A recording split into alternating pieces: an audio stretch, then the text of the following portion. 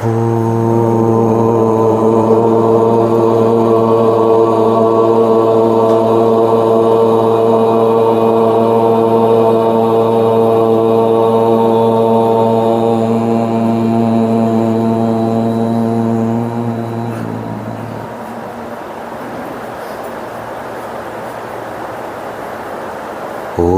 श्री गणेशाय नमः।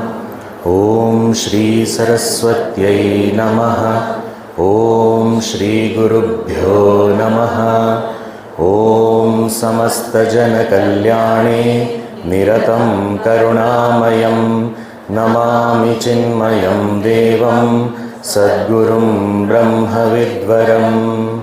ओम मूकं करोति वाचालं पंगुं लंघयते गिरिं यत्कृपातमहं वन्दे परमानन्दमाधवम्। ॐ सदाशिवसमारम्भां शङ्कराचार्यमध्यमाम् अस्मदाचार्यपर्यन्तां वन्दे गुरुपरम्पराम्। दोहराइए। ओम स्वात्मविज्ञानसंतृप्तं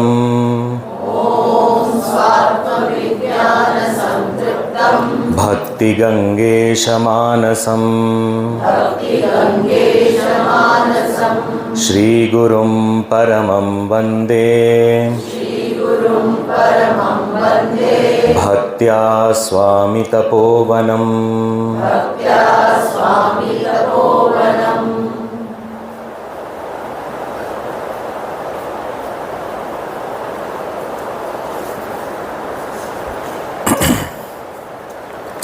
श्री सौम्य काशीश स्तोत्रम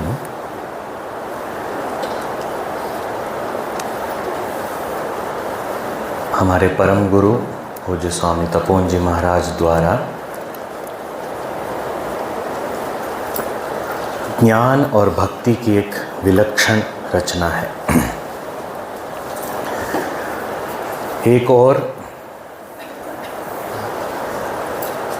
सगुण साकार रूप में श्री विश्वनाथ विश्वेश्वर पूरे विश्व के स्वामी भगवान श्री सदाशिव की स्तुति है, पर उनको इस अद्वैत रूप में उनके निर्गुण तत्व को समझ के उनकी ऐसी स्तुति की जा रही है। सामान्य रूप से हम अनेक प्रकार की स्तुतियाँ जो देखते हैं करते हैं, उसमें सगुण साकार रूप से ही ईश्वर की स्तुति की जाती है प्रायः, और कहीं कहीं जब निर्गुण की बात होती है तो वहाँ सगुण की बात नहीं होती। पर ये एक विलक्षण ऐसी स्तुति है जहाँ मानो एक सुंदर संगम है और पूर्ण रूप से ईश्वर के सगुण निर्गुण स्वरूप दोनों को साथ में लेकर उस परमात्मा की स्तुति हो रही है। बहुत सुंदर एक बात है कि ये जो दो शब्द हैं सगुण और निर्गुण, हाँ, ये दोनों ही एक दूसरे के अर्थ बताते हैं या एक दूसरे की पुष्टि करते हैं। Very interesting. जब हम कहते हैं परमात्मा सगुण है, हाँ, सगुण यानी क्या? गुण सहित है। तो ऐसा क्यों कहना पड़ता है कि परमात्मा सगुण गुण सहित है? हाँ, गुण सहित यानी उसमें कोई गुण नहीं है, इसीलिए कहना पड़ता है गुण सहित है। हाँ, वो गुणों से मुक्त है। तो यानी सगुण ने क्या पुष्टि की कि वो निर्गुण है।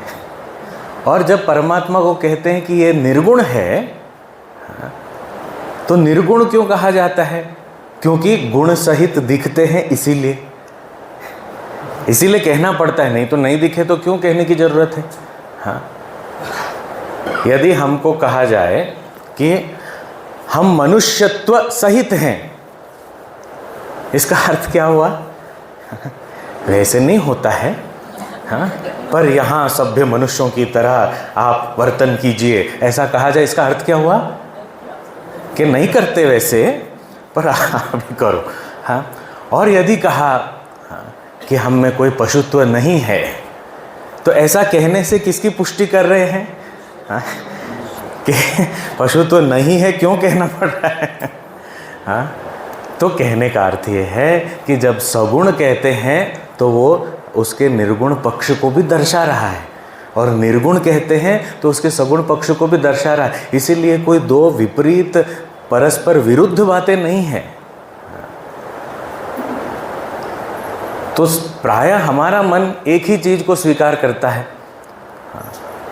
या तो बिल्कुल निर्गुण, तो हम किसी मूर्ति पूजा में नहीं मानते, मंदिर में नहीं जाते, कोई रीति रिवाज में नहीं मानते, विधि निषेध में नहीं मानते, और दूसरी ओर केवल सगुण सगुण सगुण पूजा पाठ वगैरह, और कोई ज्ञान आदि दर्शन के कोई स्थान नहीं है जीवन। और ये दोनों के बीच में जो लड़ाई हो रही है, जो संघर्ष हो रहा है, ना केवल बाहरी दुनिया में, भीतर भी, तो समझ में ही नहीं आता और क्या करना चाहिए। और भगवान हमारे हृदय में है या बाहर मंदिर में है? और यह अनादिकाल से चलता आ रहा प्रश्न है। यदि भगवान को किसी एक रूप में, किसी एक पहलू में सीमित कर दिया, तो भगवान ही कहाँ रहे? भगवान तो असीम है, अनंत है, तो कैसे हो सकता है कि एक ही है? नहीं, भगवान यानी केवल निर्गुण, ऐसा कैसे कह सकते हैं? क्यों सगुण नहीं हो सकते? या सगुण साकार को ही भगवान कहते हैं, क्यों? उनका स्वरूप निर्गुण क्यों नहीं है? तो ये जो हमारा मन है, जिसको एक ही चीज समझ में आती है, उसको पूर्ण रूप से पूर्ण दृष्टि प्रदान करते ऐसे ग्रंथ। और इसमें भी ये ज्ञान भक्ति का जो मिलन है, वो बहुत ही सुंदर इसका संगम हमें यहाँ पर दिखता है।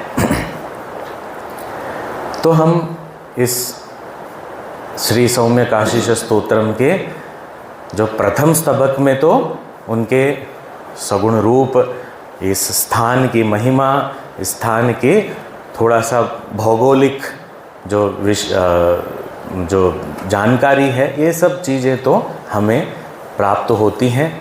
और अत्यंत भक्तिपूर्ण ये प्रथम स्तबक है, और जिसके अंदर अंतिम कुछ श्लोकों में उस परमात्मा के निर्गुण पहलू को भी बहुत सुंदर रूप से प्रस्तुत किया। इसके पश्चात अब ये द्वितीय स्तबक का प्रारंभ होता है। ये द्वितीय स्तबक जैसे पहले बताया गया था, उसमें पहले के 12 मंत्रों में ईशावास्य उपनिषद पर आधारित सारे मंत्र हैं, और उसी पर आधारित ये स्तुति है। और शेष 13 मंत्रों में केनोपनिषद पर आधारित ये स्तुति है। तो पूज्य गुरुदेव लिखते हैं कि यदि ज्ञान के बिना भक्ति हो, तो एक भावुकता से बढ़कर और कुछ नहीं है। It is only इमोशनलिज्म if there is devotion devoid of knowledge. और यदि भक्ति के बिना ज्ञान है, तो केवल पांडित्य है, इट ओनली स्कॉलरशिप, उसमें कोई रस नहीं होता।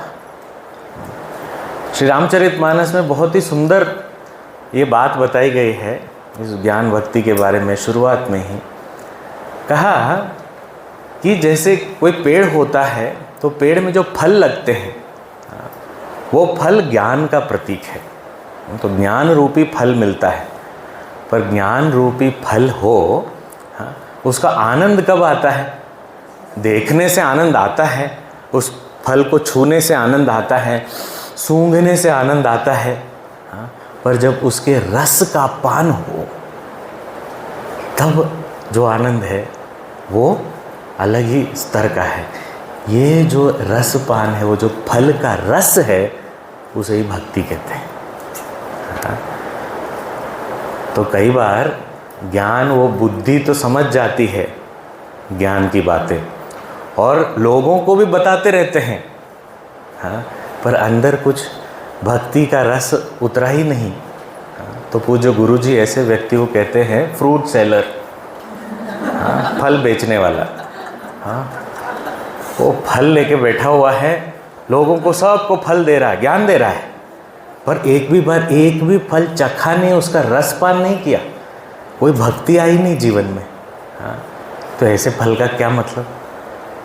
तो यहाँ फल और उसका रस दोनों मिल रहा है एक साथ इस सौम्यकाशीष स्तोत्र में।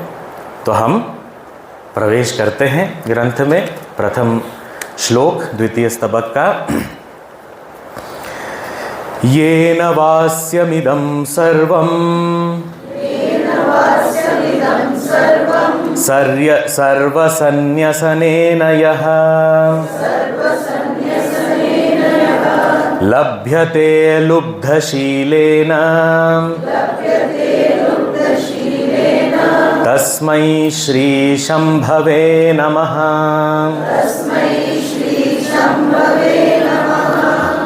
अभी हम आगे बढ़ने से पहले थोड़ा एक छोटा सा संस्कृत का पाठ समझ लेते हैं।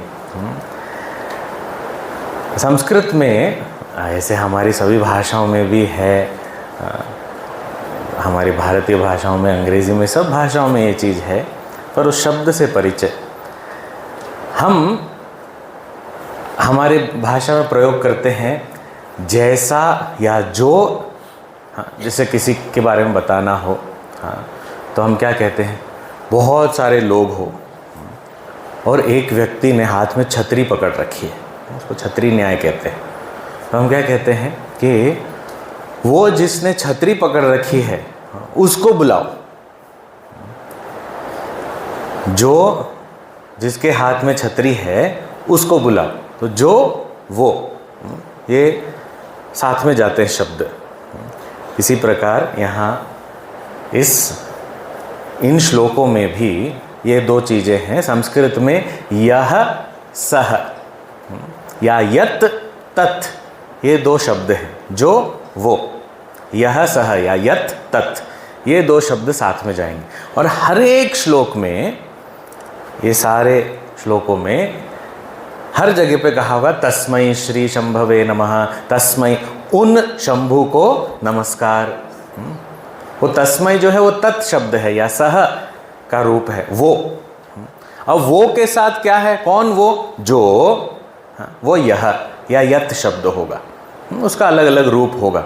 ये इसीलिए आवश्यक है समझना, ताकि हम इस चीज़ को एक एक जो शब्द है, तस्मै श्री शंभवे नमः, तस्मै, कसमै, किसको, कौन से शंभु को आप प्रणाम कर रहे हो, यह, इस तरह से अब यह, ये, न, जो भी यत शब्द के रूप से आएगा।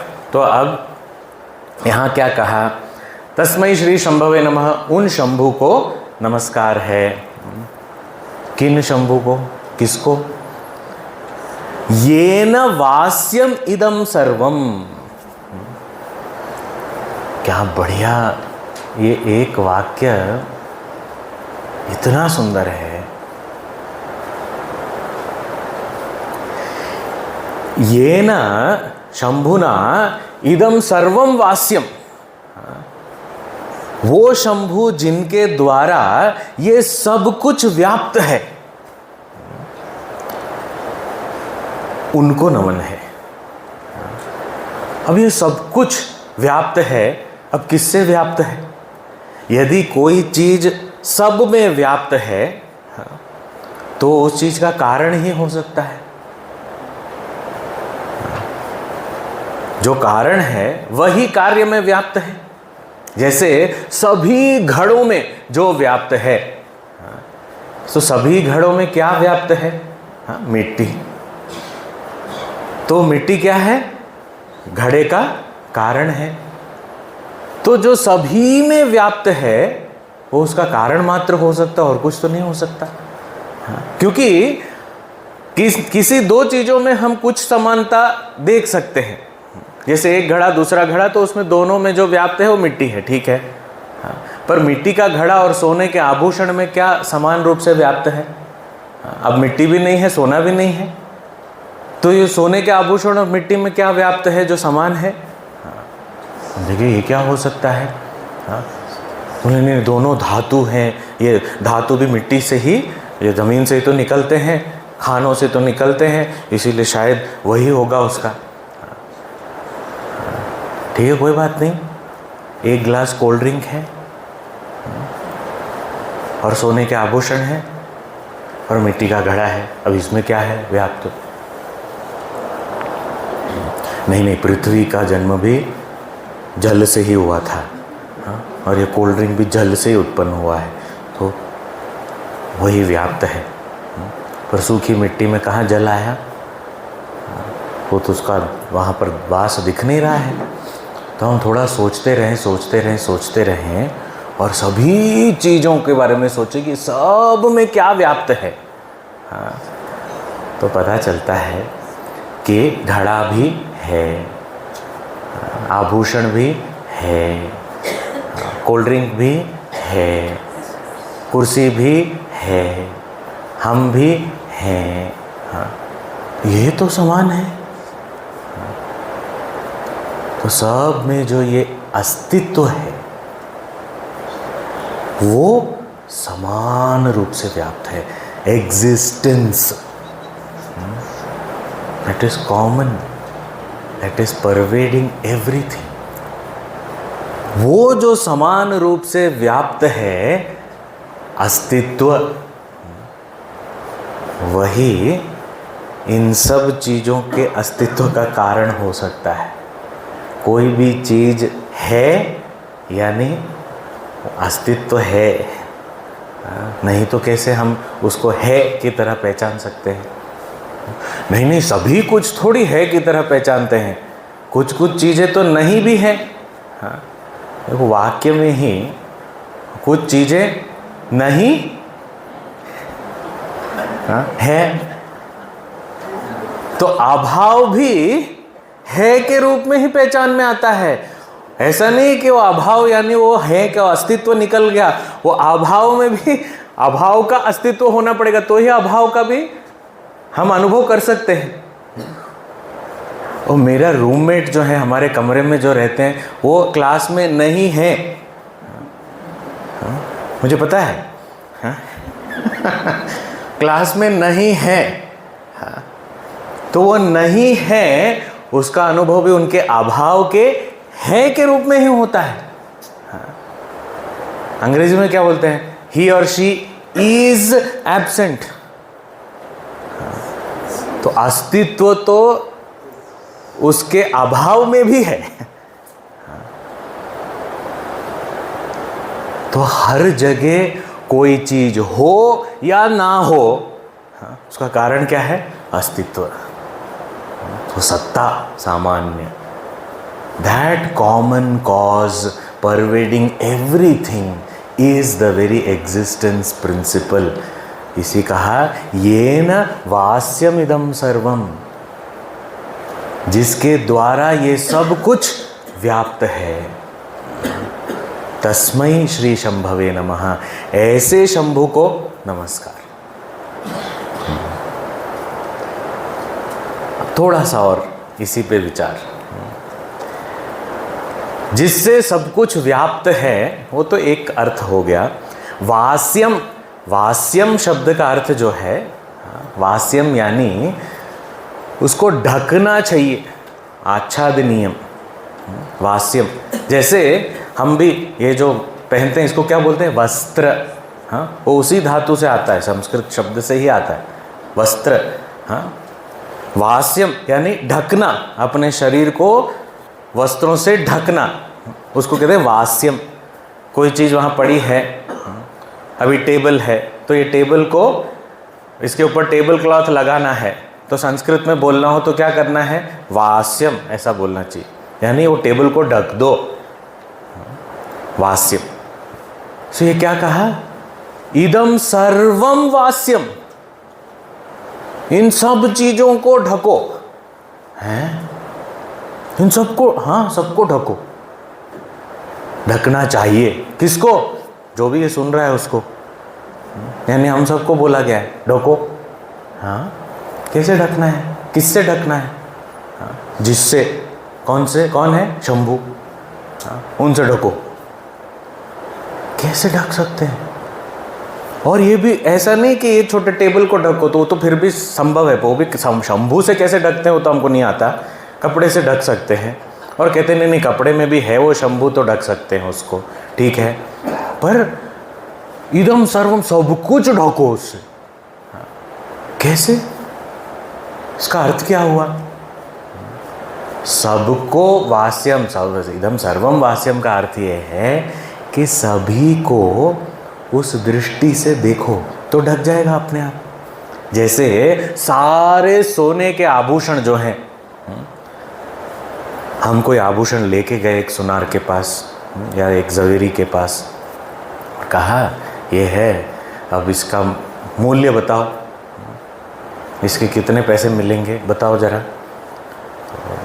उसने देखा, सीधा वज़न किया और कहा आपको इतना मिलेगा, आज का भाव ये है और इतने वज़न है उसका। हम कहते ये क्या है आप,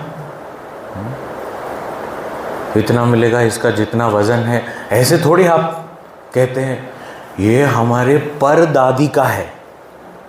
हाँ, वो परदादी से हमारी दादी के पास आया, फिर माँ के पास आया, सास के पास आया, मेरे पास आया, ऐसे कैसे हो सकता है? ये तो हाँ, इसकी कीमत सही सही लगाओ आप।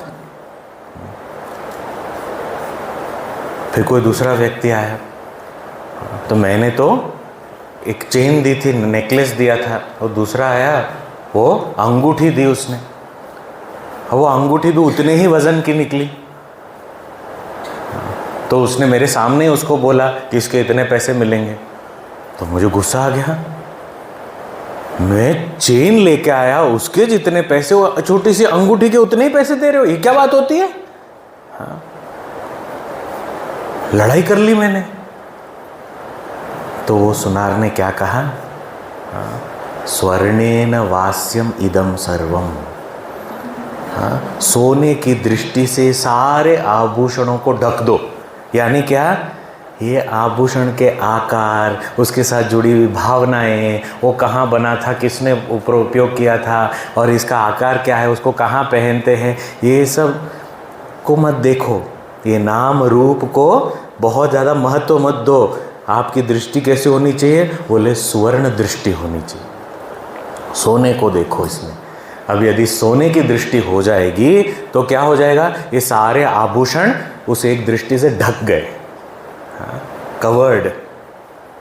वो सुनार को कैसा दिखता है? ये सोना है। उसको कुछ, उससे कोई अंतर नहीं होता कि ये कौन से आकार में है या टूटा हुआ है, कुछ नहीं। टूटे हुए कंगन के लिए भी इतने पैसे और जुड़े हुए में भी इतने ही। उसकी तो दृष्टि सोने की है, उसको टूटने ना टूटने से क्या फ़र्क पड़े, उसको तो सब उसी भट्टी में डालना है। तो यदि हम ये इस चीज़ को समझें तो इदम सर्वम, ये सारे जगत को उसी परम कारण अस्तित्व रूप से आच्छादित करो, इसको ढक दो। यानी ऐसी दृष्टि अपनाओ जहाँ हम ये विविधता और नाम रूप को महत्व ना देकर जो एक है, जो सब में व्याप्त है, उसको पहचान पाएं। देखो, सामान्य बच्चा भी यदि थोड़ा सा भी बाल विहार क्लास में भी 2 क्लास में जाके आया तो वो बच्चा भी बोलता है कि भगवान सभी में है। ये तो हम बचपन से बोलते आ रहे, सब में भगवान है। और फिर अपने कन्वीनियंस के अनुसार प्रश्न भी करते रहते हैं, यदि हर जगह भगवान है तो फिर मेरे पलंग में भी हैं, मेरे तकिए में भी हैं, मेरे चादर में भी हैं, तो मैं चारों ओर भगवान से घिरा हुआ हूँ, तो मुझे उससे निकल के मंदिर तक जाने की क्या आवश्यकता है? और हमको लगता है बहुत बुद्धिमानी का प्रश्न पूछ लिया हमने। पर बात ऐसी है कि हैं तो सही भगवान है, इसमें कोई दो राय नहीं है, पर प्रश्न ये है कि क्या हमें दिखते हैं? कहीं भी दिखते हैं? तो अनुभव ही यदि नहीं हो रहा है, पर जब मंदिर जाते तो अपने आप सर झुकता है। क्या अपने पड़ोसी के सामने झुकता है?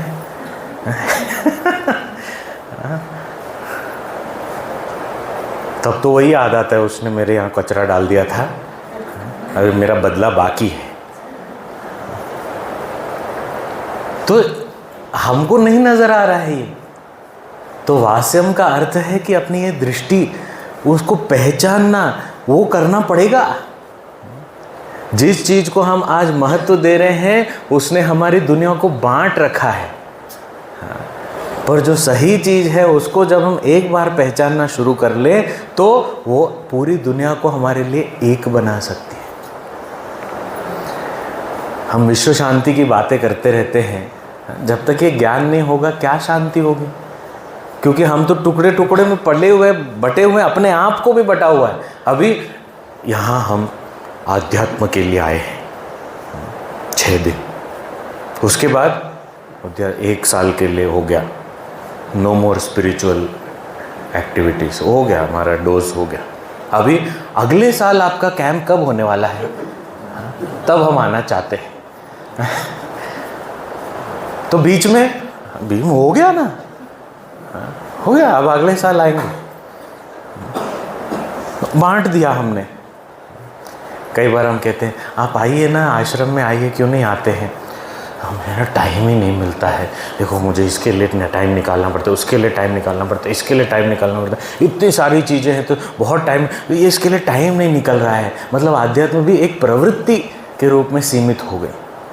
हाँ, तो मुझे वहाँ जाना है, ऐसा ऐसा करना है, क्लास अटेंड करना है, वापस आना है, काम है, मुझे बहुत काम है। तो एक बटा हुआ जीवन है हमारा। तो यहाँ क्या कहा जा रहा है? ये न सर्वमिदम वास्यम, ये न वास्यम इदम सर्वम, ये सब कुछ जिससे व्याप्त है उसी को हमें पहचानना है। वही शंभु हैं। वो नहीं है जिसको इतना दूर हम चल के जाए और वहां पर बिना देख के लौट के आए। वो नहीं है। वहां सीमित होते तो उनको विश्वनाथ क्यों कहते? वो वहां सीमित नहीं है। हाँ, वहां एक विशेष ऊर्जा अवश्य है जहां जाके हमें अपने आप से स्वाभाविक सहज रूप से अनायास ही मन लगता है। हाँ, वो उसमें कोई दो राय नहीं है, बिल्कुल होता है ऐसा। पर वो वहां सीमित नहीं है। वो इस क्षेत्र में, पवित्र क्षेत्र में भी सीमित नहीं है, हर जगह है वो। एक जगह जब भगवान शंकराचार्य जी के जीवन में एक प्रसंग है, काशी में वो स्नान करके निकले और सामने एक चांडाल को देखा, बिल्कुल गंदगी से भरा हुआ आया सामने। असल में भगवान शिव जी थे और शंकराचार्य जी को ज्ञान देने आए थे। तो वो जैसे ही निकले तो तुरंत वो जब शरीर शुद्ध होता है, वो स्नान वान करके निकलते हैं तो एक शरीर का भान आ जाता है कुछ क्षणों के लिए। तो और जब साफ होके निकले और कोई गंदा व्यक्ति सामने खड़ा हो तो एक तरह से हमको एक इंस्टिंक्टिव हो जाता है, एक रिस्पॉन्स कि अरे थोड़ा हटो। तो शंकराचार्य जी ने ऐसा बोल दिया, गच्छ गच्छ। तो वहाँ शिव जी बहुत सुंदर, उन्होंने स्वयं ज्ञान दिया उधर। कहते हैं कि किसको हटा रहे हो तुम? शरीर से शरीर को हटा रहे हो या शुद्ध आत्मा को आत्मा से हटा रहे हो? शुद्ध इस अस्तित्व को अस्तित्व से हटा रहे हो। दो कहाँ हैं? और कहते हैं वो जल जो बादलों से गिरता है, इतना शुद्ध जल, और जो यहाँ गटर में बह रहा है, दोनों में जल का कॉम्पोजिशन तो वही है, H2O ही है। उसको यदि पहचान लिया तो ना हमें किसी चीज़ के प्रति आकर्षण होगा और ना ही किसी के प्रति द्वेष होगा। ये हमारे जीवन में जो ये राग द्वेष हैं, कोई चीज़ अच्छी लगती है, कोई नहीं लगती, कुछ लोग अच्छे लगते हैं, कुछ नहीं लगते, कुछ जगह अच्छी लगती है, कुछ नहीं लगती, कुछ अनुभव अच्छे लगते, कुछ नहीं लगते, कुछ काम अच्छा लगता है, कुछ नहीं लगता। पर यदि उसमें भी उसको पहचान लिया तो हमारी दृष्टि तो बदल ही जाती है। पर कई बार देखते हैं कि दुनिया भी बदल जाती है, पर ये दृष्टि दुनिया बदलने के लिए नहीं है, अपनी स्थिति बदलने के लिए। और ये होता है। हाँ, अनुभव करें तब पता चलेगा। हम एक बार उस सत्य को पहचान लिया, उसमें भी जहाँ पर हम सामान्य रूप से नहीं पहचान पाते, हाँ, उसमें भी यदि पहचान लिया तो हम देखते हैं कि सब कुछ बदल गया मेरे लिए, क्योंकि मेरी दुनिया तो मेरी दृष्टि के अनुरूप ही है। तो एक जादू हो जाता है हमारे जीवन में, बिल्कुल। तो ये न वास्यम इदम सर्वम, जिससे ये सब कुछ व्याप्त है, हाँ, उसे ही वास्यम देखो, सब जगह पहचानो, हाँ, और उसकी दृष्टि बनाए रखो, नाम रूप को मत देखो। एक और दृष्टांत हम लेके इसको और स्पष्ट करते हैं, क्योंकि बहुत महत्वपूर्ण मंत्र है ये।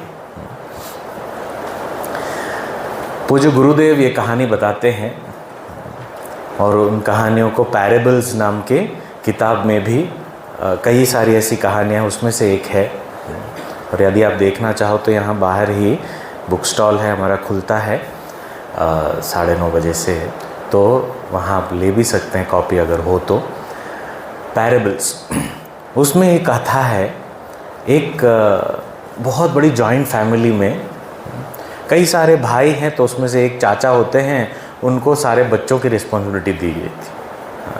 वो सब लोग अपने अपने रिस्पॉन्सिबिलिटी बांट लेते हैं, तो इनको दायित्व था बच्चों को संभालना। सारे बच्चे वेकेशन का टाइम, और गांव में कुछ मेला भी लगा था, तो चाचा को लगा कि इनको अब बिज़ी रखना है, तो मेले में ले चलते हैं।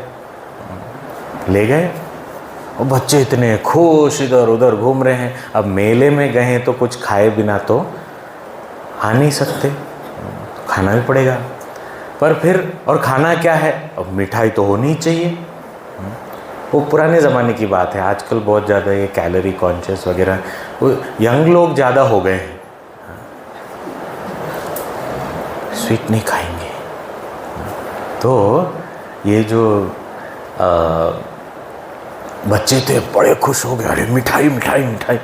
अब चाचा जी को मेले में उनको मालूम था कि एक स्पेशल हलवाई है, उनके पहचान का था वो। तो वो हलवाई जो था, उसकी विशेषता ये थी कि वो मिठाइयाँ तो बनाता था सभी लोगों की तरह, पर वो मिठाइयों को अलग अलग आकार में रखता था। वो अलग अलग जानवरों के आकार थे, कोई हिरन है, कोई शेर है, कोई हाथी है, कोई ऊँट है, कोई बिल्ली है, ऐसे अलग अलग अलग अलग आकार की मिठाइयाँ थी। तो बोले कि वहाँ इनको आप मेरे सब भतीजे भतीजियों को ले जाता हूँ, उनको बड़ा मज़ा आएगा। ठीक है, जाके चाचा जी ने कहा, ये देखो बच्चों, इतने सारे अलग अलग जानवर हैं, जो तुमको चाहिए ले लो। बच्चे भी खुश, मुझे ऊँट चाहिए, मुझे हाथी चाहिए, मुझे घोड़ा चाहिए, सब जो चाहिए सब दिलवा दिया। और चाचा भी खुश, चलो। और थोड़ा थोड़ा चाचा को मन में एक अभिमान भी आने लगा, देखा मेरे जैसे बच्चों को हैंडल करना किसी को नहीं आता।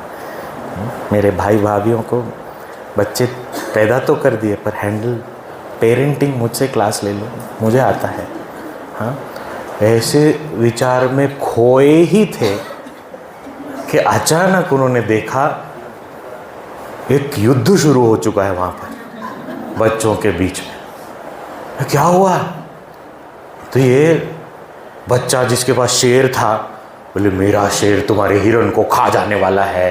हाँ? वो हाथी वाला बोला, मेरा हाथी तुम्हारे खरगोश को कुचल देगा। हाँ? तो ये आपस में लड़ रहे हैं, और कुछ बच्चे रो रहे हैं, कुछ बच्चे अपने आप को बचा के भाग रहे हैं, कुछ बच्चे पीछे भाग रहे हैं। ऐसे लड़ाई होने लगी। तो अब चाचा जी बोले, अभी तो खुश थे, अभी क्या हो गया? तो सबको इकट्ठा किया और उन्होंने एक क्लास ली। कौन सी क्लास?